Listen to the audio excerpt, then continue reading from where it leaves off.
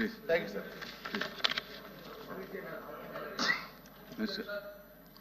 దీని మీద డిస్కషన్ లేదండి ఇంకా. నా నా నా నా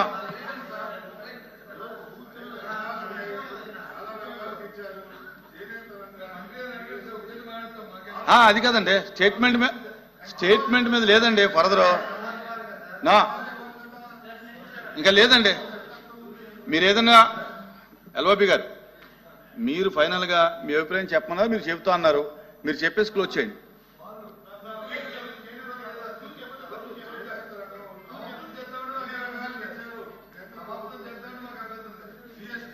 అభ్యంతరం కాదండి.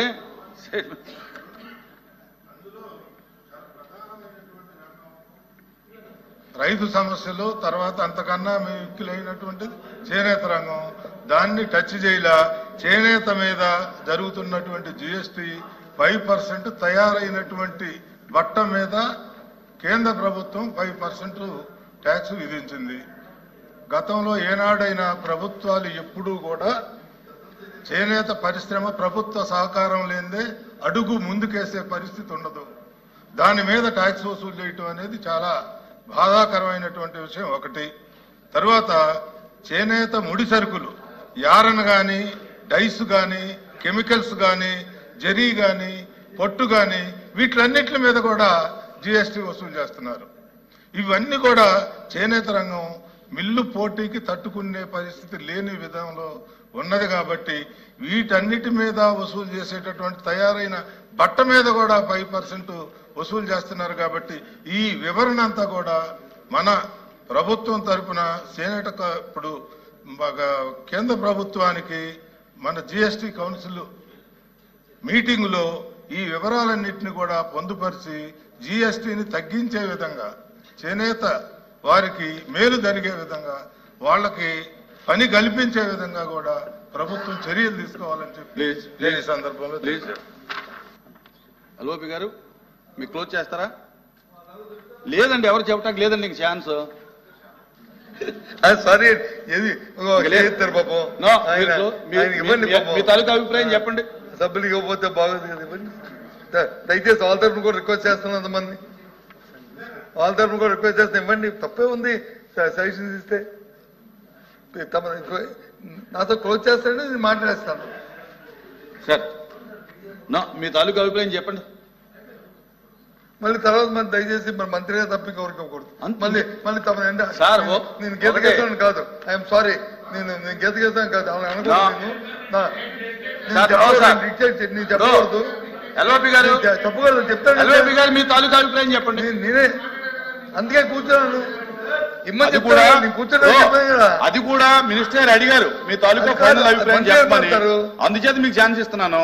మీరు మాట్లాడండి సార్. మీ తాలూకా అభిప్రాయం చెప్పి రిజల్యూషన్ మీద తాలూకా అభిప్రాయం చెప్పమన్నారుగా. మళ్ళీ అభిప్రాయం చెప్తా, మళ్ళీ మాట్లాడుతూ మళ్ళీ మాట్లాడతా. ఎవరు మాట్లాడతారు? ఎవరైనా మాట్లాడే మినిస్టర్ గారు తప్ప ఇంకెవరు మాట్లాడు. అది కాదు సార్, నేను డిక్టేట్ చేయలేదు సార్. నేను రిక్వెస్ట్, మా సబ్మిషన్ తప్ప ఆయన ఎవరు నేను డిక్టేట్ నా చరిత్రలో లేదు. మీరు మాట్లాడిన దాని మీద మినిస్టర్ గారికి ఛాన్స్ ఉంది. మీరు మాట్లాడిన మీరు మాట్లాడిన దాని మీద మినిస్టర్ గారికి ఛాన్స్ ఉంది, తర్వాత క్లోజ్ అవుతుంది. అది ఓకే. ఆయన ప్లీజ్ ప్లీజ్ ప్లీజ్ నా అలాగైతే నేను ఎవరికి ఇవ్వనండి, క్లోజ్ చేస్తానండి. కాదు, అలా అయితే ఎవరికి ఇవ్వను, క్లోజ్ చేస్తాను. అది మినిస్టర్ గారు అడిగారు, ఆయన చెప్తున్నారు కాబట్టి ఛాన్స్ ఇచ్చాను. లేదా మంత్రి గారు నేను మాట్లాడిన విషయాల్ని ఆయన మరి ఫాలో అవ్వకుండా బయటకు వెళ్ళిపోయారో, లేకపోతే ఆయన పక్కన ఎందుకు ఏదో ఎల్వైపు గారు ఏదో మాట్లాడుతున్నారు కదా. నేను ముందే చెప్పాను అధ్యక్ష. ఏం చెప్పాను? 5 సంవత్సరాలు 7 సంవత్సరాలు 2017లో పెట్టారు. 8 సంవత్సరాలు అయింది. సుమారు 55 లక్షల కోట్ల రూపాయలు, 55 లక్షల కోట్ల రూపాయలు వచ్చి ఆదాయం వచ్చింది. దీని నుంచి ఎన్హాన్స్మెంట్ లో కేంద్ర ప్రభుత్వానికి, దాని ద్వారా రాష్ట్ర ప్రభుత్వానికి కూడా వచ్చాయి. ఇప్పుడు వచ్చి దాని మీద వచ్చి సంస్కరణ తీసుకొచ్చారని 2,50,00,000 కోట్లు తగ్గించారు. ఇప్పటికైనా ఈ ఎన్డీఏ ప్రభుత్వానికి వచ్చి ఆలోచన వచ్చింది, పేదల పట్ల ఒక ఆలోచన వచ్చింది, చేయాలనే ఒక దృక్పథం వచ్చింది. చాలా సంతోషం వచ్చేస్తే ఇప్పటికైనా సరే ఆ భగవంతుడు వచ్చి వారికి ఆలోచించేందుకు ఆ వెంకటేశ్వర స్వామిని, ఆ శ్రీరాముడిని వాళ్ళందరినీ ప్రార్థిస్తూ 55 లక్షలు దేశానికే వీర్రాజు గారు మీకు పర్మిషన్ కూర్చోండి కూర్చోండి సార్ నేను క్లోజ్ చేస్తాను సార్ మినిస్టర్ గారు మీరేం చెప్తారా మినిస్టర్ గారు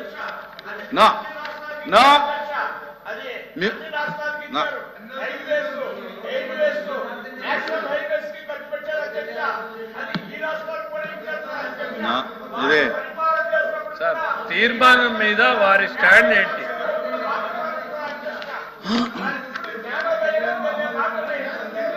వీర్రాజు గారు కూర్చోండి సార్ ఈ తీర్మానం మీద వారి అభిప్రాయం ఏంటి? దీన్ని ఏకాభిప్రాయంతో ఆమోదిస్తున్నారా లేదా? ఒకటి సార్, అన్కండిషనల్ ఏకాభిప్రాయం. ప్లీజ్ ఏం మాట్లాడతారో అర్థం అవట్లేదు. నేను మాట్లాడిన భాష ఏంటి, మీరు మాట్లాడుతుంది మీకు వ్యతిరేకంగా ఇవ్వాలని ఉందటో. నేనేం చెప్పాను? ఇప్పటికైనా 50 లక్షల కోట్ల రూపాయలు వసూలు చేసిన తర్వాత 8 సంవత్సరాలు అయిన తర్వాత ఇప్పటికి పరివర్తన చెంది ఆ శ్రీరామచంద్రుడు వెంకటరామమూర్తి గారు ఆలోచించారు, చాలా సంతోషం అని చెప్పాను.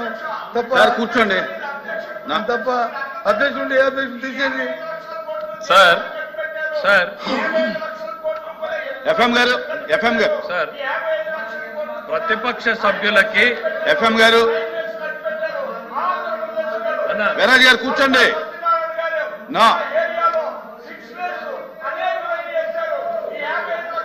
నేను చెప్తాను. ఏమండి వీర్రాజు గారు మీరు పర్మిషన్ లేకుండా సార్ బొత్స సత్యనారాయణ గారు బీఏసీలో మాట్లాడుతూ ఈ తీర్మానాన్ని మేము వ్యతిరేకిస్తాం అన్నారు.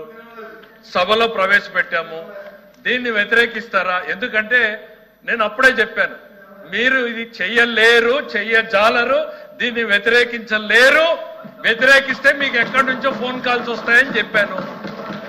ఈ ఫోన్ కాల్స్ రాకముందే పులివెందుల శాసనసభ్యుడు ఇప్పుడే ట్వీట్ చేశాడు, ఇది ఒక విప్లవాత్మకమైనటువంటి నిర్ణయము, దీన్ని స్వాగతిస్తున్నామని. బొత్స సత్యనారాయణ గారు ఇప్పటికీ బీఎస్సీలో చెప్పిన మాట కట్టుబడి ఉన్నారా? ఇప్పుడు ఈ తీర్మానాన్ని ఆమోదిస్తారా, వ్యతిరేకిస్తారా చెప్పమని నేను కోరుతున్నాను. Those who are against, please say no. I say it. Sir. The resolution is approved, adopted. Sir లేదు సార్ ఇంకా అయిపోయింది. ఆయన చెప్పకపోతే నేను చెప్పే ఉన్నాయి సార్. ఆయన చెప్పకపోతే ఆయన ఇష్టం వదిలేయండి సార్. అయిపోయిందండి సార్, అయిపోయింది సార్. క్లోజ్ అయింది దయచేసి సార్ ఇతర సభ్యులు అడిగిన ఉన్నాయి సార్. సార్ ఇంకా లేదు sir. The house is exam to meet again. ఎట్లా సార్ మీరు ఇట్లా రెస్క్యూకి వస్తే ఎట్లా సార్? ద 23rd డే తీర్మానాన్ని వ్యతిరేకించిన బొత్స గారు